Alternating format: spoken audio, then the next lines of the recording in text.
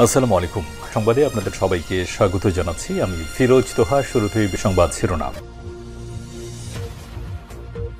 বাংলাদেশের সর্বশেষ গুরুত্বপূর্ণ আপডেট সংবাদে আপনাকে স্বাগত। শুরুতেই সংবাদ শিরোনাম, পরে বিস্তারিত। প্রথমে জানাবো, জাতীয় নির্বাচনের আগে স্থানীয় সরকার নির্বাচন চাই বললেন জামাতের আমির। আসন্ন জাতীয় সংসদ নির্বাচনের আগে স্থানীয় সরকার নির্বাচন হওয়া অত্যন্ত জরুরি বলে মন্তব্য করেছেন বাংলাদেশ জামাত ইসলামের আমির ডাক্তার শফিকুর রহমান। তিনি বলেছেন, স্থানীয় সরকার প্রশাসনের সবথেকে নিচু স্তর। এই নির্বাচন প্রয়োজনের মধ্য দিয়ে প্রমাণিত হবে নির্বাচন কমিশন কতটা অবাধ, সুষ্ঠু ও নিরপেক্ষ নির্বাচন পরিচালনা করতে পারে। আজ রাজধানীর মগবাজারে আল ফালা মিলনায়তনে জামাতের উপজেলা এবং থানা আমিরদের শিক্ষা শিবিরে তিনি এসব কথা বলেছেন। জানাবো, গাজায় ইসরায়েলি হামলায় আরও নতুন করে ৭১ জন নিরীহ ফিলিস্তিনি নিহত। ফিলিস্তিনের অবরুদ্ধ গাজা উপত্যকায় ইসরায়েলি বাহিনীর হামলায় একদিনে কমপক্ষে আরও নতুন করে ৭১ জন নিরীহ ফিলিস্তিনি নিহত হয়েছে। এ সময় আহত হয়েছে আরও ২ শতাধিক মানুষ। এ নিয়ে অবরুদ্ধ এই উপত্যকাটিতে নিহতের মোট সংখ্যা এখন ৫৬,২৫০ ছাড়িয়ে গেছে। আজ কাতার ভিত্তিক সংবাদ মাধ্যম আল জাজিরার এক প্রতিবেদনে এই তথ্য নিশ্চিত করা হয়েছে। সেখানে বলা হয়েছে যে ত্রাণের জন্য দাঁড়িয়ে থাকা নিরীহ মানুষদেরকে লক্ষ্য করে ইহুদিবাদী ইসরায়েল একের পর এক হামলা চালিয়ে যাচ্ছে। সব হামলায় ইহুদিবাদী ইসরায়েল নিরীহ ফিলিস্তিনিদেরকে হত্যাযজ্ঞ চালাচ্ছে। এটি কোনোভাবেই মেনে নেওয়া সম্ভব নয়। ইহুদিবাদীরা এক এক করে সমস্ত স্থাপনা গুঁড়িয়ে দিচ্ছে। এরপর জানাবো, ইহুদি এবং হিন্দুদের বোমা থাকলেও মুসলিম বোমা কেন থাকবে না। ১৯৭৪ সালের ১৮ মে ভারত ইসমাইলিং যুদ্ধ সাংকেতিক নামে তাদের প্রথম পারমাণবিক অস্ত্রের পরীক্ষা চালায়। এরপরই পাকিস্তানের আব্দুল কাদির খান, যিনি পুরো বিশ্বকে তাক লাগিয়ে পাকিস্তানের জন্য তৈরি করে ফেলেন পারমাণবিক বোমা। তবে তিনি এসব বোমার প্রযুক্তি লিবিয়া, ইরান এবং উত্তর কোরিয়াকে দিয়েছিলেন। শেষ পর্যন্ত কোনো রাষ্ট্রই সফল না হলেও শুধুমাত্র উত্তর কোরিয়া এটিতে সক্ষম হয়েছে। জানাবো এবার, খামেনিকে হত্যা চেষ্টার বিষয়ে চাঞ্চল্যকর তথ্য ইসরায়েলি প্রতিরক্ষামন্ত্রীর। ইসরায়েলের প্রতিরক্ষামন্ত্রী ইসরায়েল কার্তোস দেশটির সরকারি সম্প্রচার মাধ্যম কানকে দেয়া এক সাক্ষাৎকারে বলেছেন, যদি সম্ভব হতো তাহলে তেহরানের সঙ্গে ১২ দিনের সংঘাত চলাকালে ইরানের সর্বোচ্চ নেতা আয়তুল্লাহ আলী খামেনিকে হত্যা করত ইহুদিবাদী ইসরায়েলি বাহিনী, কিন্তু তারা খামেনিকে খুঁজে পায়নি। জানাবো, ইরান ইসরায়েল যুদ্ধ বিশ্বজুড়ে যেভাবে উস্কে দিচ্ছে সমরাস্ত্রের ব্যবসা। মধ্যপ্রাচ্যে ইরান ও ইসরায়েলের মধ্যে টানা ১২ দিনের যুদ্ধের পরই পুরো বিশ্বজুড়ে নতুন নতুন সমরাস্ত্র তৈরি এবং কেনার প্রতিযোগিতা শুরু হয়েছে। এরই ধারাবাহিকতায় যুক্তরাষ্ট্র এই প্রথম তাদের প্রতিরক্ষা বাজেট সর্বোচ্চ $৯০০ বিলিয়ন উন্নীত করেছে। জাতীয় নির্বাচনের আগে স্থানীয় সরকার নির্বাচন চাই বললেন জামাতের আমির। আসন্ন জাতীয় সংসদ নির্বাচনের আগে স্থানীয় সরকার নির্বাচন হওয়া অত্যন্ত জরুরি বলে মন্তব্য করেছেন বাংলাদেশ জামাত ইসলামের আমির ডাক্তার শফিকুর রহমান। তিনি বলেছেন, স্থানীয় সরকার প্রশাসনের সবথেকে নিচু স্তর। এই নির্বাচন প্রয়োজনের মধ্য দিয়ে প্রমাণিত হবে নির্বাচন কমিশন কতটা অবাধ, সুষ্ঠু ও নিরপেক্ষ নির্বাচন পরিচালনা করতে পারে। আজ রাজধানীর মগবাজারে আল ফালা মিলনায়তনে জামাতের উপজেলা এবং থানা আমিরদের শিক্ষা শিবিরে তিনি এসব কথা বলেছেন। এ সময় জামাতের আমির বলেছেন, স্থানীয় সরকার নির্বাচনে যদি কোনো দুর্বলতা প্রকাশ পায় তবে তা জাতীয় নির্বাচনের আগে সংশোধন করতে হবে। গণতন্ত্রের ভিত্তি মজবুত করতে হলে সকল নির্বাচনেই নিরপেক্ষতা ও গ্রহণযোগ্যতা নিশ্চিত করতে হবে।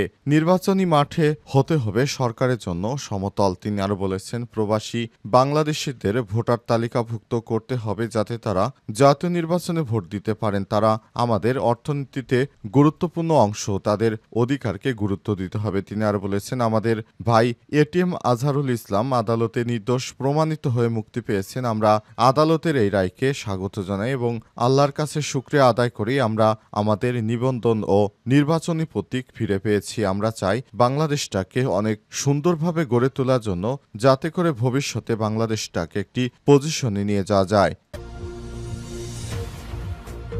গাজা ইসরায়েলি হামলা আরও নতুন করে ৭১ জন নিরীহ ফিলিস্তিনি নিহত। ফিলিস্তিনের অবরুদ্ধ গাজা উপত্যকায় ইসরায়েলি বাহিনীর হামলায় একদিনে কমপক্ষে আরও নতুন করে ৭১ জন ফিলিস্তিনি নিহত হয়েছে। এ সময় আহত হয়েছে আরও ২ শতাধিক মানুষ। এ নিয়ে অবরুদ্ধ এই উপত্যকাটিতে নিহতের মোট সংখ্যা এখন ৫৬,২৫০ ছাড়িয়ে গেছে। আজ এক প্রতিবেদনে এই তথ্য জানিয়েছে কাতার ভিত্তিক সংবাদ মাধ্যম আল জাজিরা। সংবাদ মাধ্যমটি বলছে, গত ২৪ ঘণ্টায় গাজা উপত্যকা জুড়ে ইসরায়েলি হামলায় অন্তত ৭১ জন নিরীহ ফিলিস্তিনি নিহত হয়েছে বলে জানিয়েছে গাজার হাসপাতাল সূত্র। গাজার সরকারি মিডিয়া অফিস জানিয়েছে, গত ৪ সপ্তাহে যুক্তরাষ্ট্র এবং ইসরায়েলের সহায়তায় পরিচালিত গাজা হিউম্যানিটেরিয়ান ফাউন্ডেশন বা জিএইচএফ এর ত্রাণ বিতরণ কেন্দ্রের আশপাশে ত্রাণ নিতে গিয়ে ইসরায়েলি বাহিনীর হামলায় অন্তত ৫৪৯ জন ফিলিস্তিনি নিহত হয়েছে।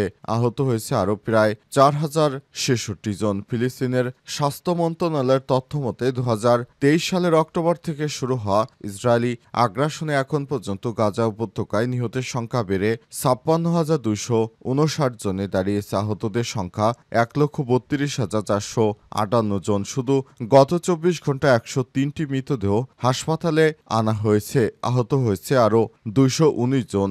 মন্ত্রণালয় বলছে, বহু মরদেহ ধ্বংসস্তূপের নিচে এবং সড়কের পাশে পড়ে আছে, যেগুলো এখনও উদ্ধার করা সম্ভব হচ্ছে না। শুধুমাত্র সেখানে পায়ে হেঁটে যাওয়া সম্ভব নয়, কারণ ধ্বংসস্তূপ এত পরিমাণ জমে আছে যে সেখান দিয়ে কোনো গাড়ি চলাচল কিংবা গিয়ে সেসব মরদেহ উদ্ধার করা সম্ভব হচ্ছে না। ইহুদি ও হিন্দুদের বোমা থাকলেও মুসলিমরা পারমাণবিক বোমা কেন রাখতে পারবে না? ১৯৭৪ সালের ১৮ মে ভারত ইসমাইলিং বুদ্ধ বা সাংকেতিক নামে তাদের প্রথম পারমাণবিক অস্ত্রের পরীক্ষা চালায়। এরপরই পাকিস্তানের তৎকালীন প্রধানমন্ত্রী জুলফিকার আলী ভুট্টো নিজেদের দেশের জন্য পারমাণবিক অস্ত্র তৈরির প্রতিজ্ঞা করেন। তিনি বলেছিলেন, প্রয়োজনে আমরা ঘাস লতাপাতা খেয়ে থাকবো, এমনকি ক্ষুধায় কষ্ট পাবো, কিন্তু আমরা নিজেদের বোমা তৈরি করব।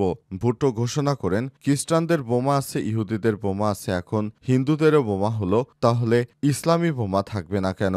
তার সেই স্বপ্ন পূরণে দায়িত্ব নিয়ে এগিয়ে আসেন আব্দুল কাদির খান। ১৯৯৮ সালে মে মাসে পাকিস্তান পারমাণবিক বোমা তৈরি করে। দেশটির প্রায় ২৫ কোটি মানুষের কাছে আব্দুল কাদির খান একজন কিংবদন্তি এবং জাতীয় বীর হিসেবে পরিচিত। পাকিস্তানের পারমাণবিক কর্মসূচির এই জনক অনেকটা একাই দক্ষিণ এশিয়ার দেশটিকে পরমাণু শক্তিধর রাষ্ট্র হিসেবে প্রতিষ্ঠা করেছিলেন। কাদির খান সম্পর্কে সাবেক সিআইএ পরিচালক জস টেনেটের বলেছিলেন, তিনি ছিলেন ওসামা বিন লাদেনের মতোই বিপজ্জনক। আর মোসাদের সাবেক প্রধান সাপ্তাই সাবিত তাকে হত্যা না করতে পারার জন্য আক্ষেপ করেছিলেন। ১৯৯৮ সালের ১১ মে ভারত পারমাণবিক অস্ত্রের পরীক্ষা চালালের জবাবে পাকিস্তানও একই মাসে বেলুচিস্তান মরুভূমিতে সফল পরীক্ষা চালায়। এর মাধ্যমে পাকিস্তান বিশ্বের ৭ম পারমাণবিক শক্তিধর দেশ হিসেবে আত্মপ্রকাশ করে এবং কাদির খান জাতীয় বীরে পরিণত হয়। তার গাড়িবহরের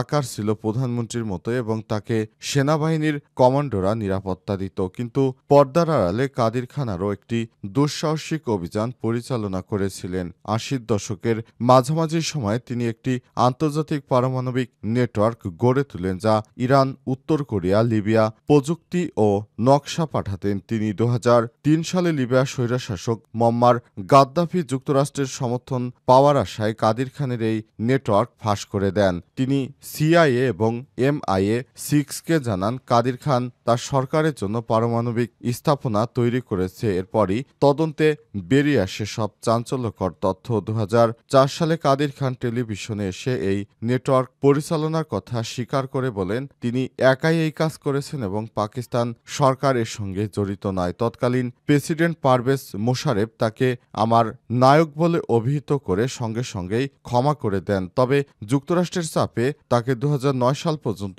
ইসলামাবাদে গৃহবন্দী করে রাখা হয়। কাদির খান পরে বলেছিলেন, আমি পারমাণবিক শক্তিধর রাষ্ট্র তৈরি করে প্রথমবার দেশ বাঁচিয়েছি এবং সব দোষ নিজের কাঁধে নিয়ে দ্বিতীয়বার দেশকে রক্ষা করেছি। ২০২১ সালে কোভিডে আক্রান্ত হয়ে তার মৃত্যু হয়। মৃত্যুর পর তৎকালীন প্রধানমন্ত্রী ইমরান খান তাকে জাতীয় প্রতীক হিসেবে আখ্যা দেন। আজ পাকিস্তানে তিনি এভাবেই স্মরণীয় হয়ে আছেন। তার কারণেই আজ পাকিস্তান এই পারমাণবিক বোমা তৈরি করতে সক্ষম হয়েছে।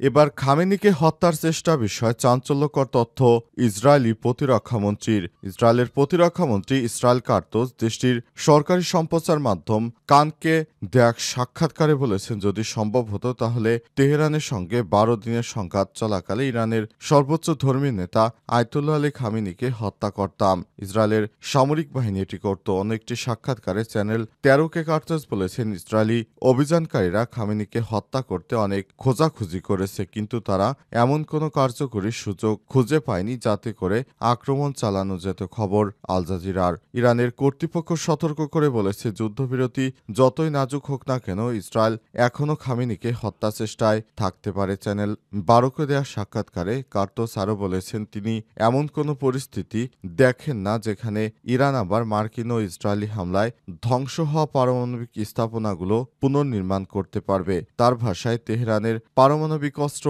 নির্মাণ সক্ষমতা সম্পূর্ণরূপে ধ্বংস করা হয়েছে। তবে যুদ্ধবিরতির পর প্রথম ভাষণে খামেনি বলেছেন, যুক্তরাষ্ট্রের বিমান হামলা ইরানের পারমাণবিক স্থাপনাগুলোর উপর গুরুত্বপূর্ণ কোনো ক্ষতি করতে পারেনি।